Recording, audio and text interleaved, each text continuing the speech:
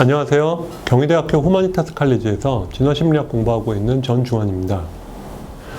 네, 우리 사회에서 일어나는 여러 가지 문제들에 대해서 기존의 인문 사회과학적인 해결책들은 사실은 많은 경우 인간 본성은 텅 빈 백지 상태이다. 즉 인간은 그야말로 하얀 백지 상태이고 이것이 기존의 사회 문화적인 입력을 받아서 여러 가지 행동이 이루어진다고 설명을 합니다. 근데 이러한 어떤 인간의 마음이 텅 빈 백지 상태라는 생각은 잘못되었다는 것을 입증하는 수없이 많은 실증적인 증거들이 있고요.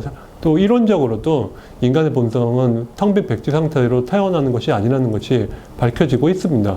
달리 말해서 사실은 자연과학에서 이야기하는 대로, 즉 인간 역시 그 동물의 한 종이니까 인간의 마음 역시 자연 선택에 의한 진화의 산물이라는 관점에서 우리 사회에서 일어나는 여러 가지 현상들을 진화의 관점에서 이해를 한다면은 정말로 실질적인 그 다른 학문 분야에서 얻어지는 성과들과도 부합하는 정말로 올바른 해결책을 우리가 얻을 수가 있겠죠. 그리고 이런 통찰을 활용을 해가지고 실질적으로 어떤 여러 가지 문제점들을 줄이고 많은 사람들에게 좀 더 합리적인 도움이 되는 해결 방안을 강구할 수 있을 거라고 생각을 합니다. 원래 이 책의 제목은 진화를 앓다라고 될 뻔했는데요. 진화라는 병을 앓고 있다라고 사실은 돌아가신 윌리엄 해밀턴이 그 책에서 그렇게 표현을 했습니다.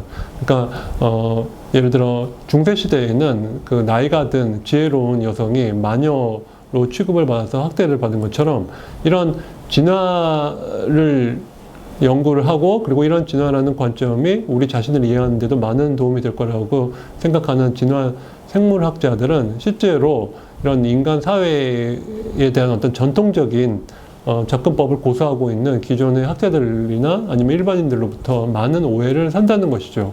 그러니까 기존의 관점을 고수하는 이론들부터 뭐 유전자 결정론자라든지 아니면 뭐 우생학을 신봉하는 사람이라든지 환원주의자라든지 과학 만능주의자라든지 이런 많은 공격을 받는데요. 그럼에도 불구하고 이런 진화라는 관점을 고수를 함으로써 불필요한 오해와 그리고 이런 비난에 시달리지만 한편으로는 이런 병은 이점도 있다고 해밀턴은 이야기를 합니다. 다시 말해서 남들이 보지 못하는 그러나 근본적으로 어떤 그 현상의 본질을 꿰뚫을 수 있는 눈을 이런 진화라는 병을 앓는 사람은 그러한 보다 근본적인 어떤 문제를 접근할 수가 있는 이런 식견을 얻게 된다고 얘기를 했습니다. 그래서 그런 의미에서 진화를 앓다라는 제목도 고려를 했었습니다.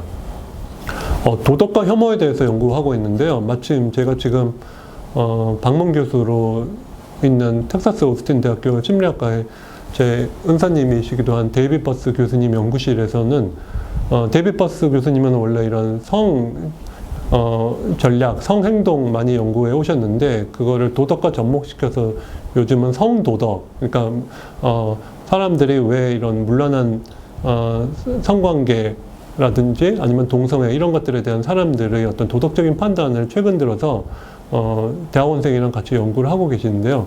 그거랑 접목을 해가지고 저는 왜 사람들이 이러한 문란한 성관계라든지 동성애라든지 인간과 동물과의 성관계 이런 것들을 제3자의 이런 부적절한 성적인 행동이라면 나한테 특별히 어떤 진화적으로 해가 되지 않을 텐데도 왜 사람들이 이런 거를 굳이 비도덕적이라고 단죄하는지 이러한 좀 더 근본적인 질문을 저는 같이 하고 있습니다. 그리고 데이빗 버스 교수님은 어떠한 사람들이 어쨌든 예를 들어 남성이냐 여성이냐 아니면 소득 수준에 따라서 이런 특정한 이런 성적인 비도덕적인 행동에 대한 도덕적인 판단이 달라지는 것 그 자체를 연구를 하시고요. 저는 좀 더 근본적으로 근데 왜 그거를 잘못되었다고 여기는가 그런 관점에서 같이 연구를 진행하고 있습니다.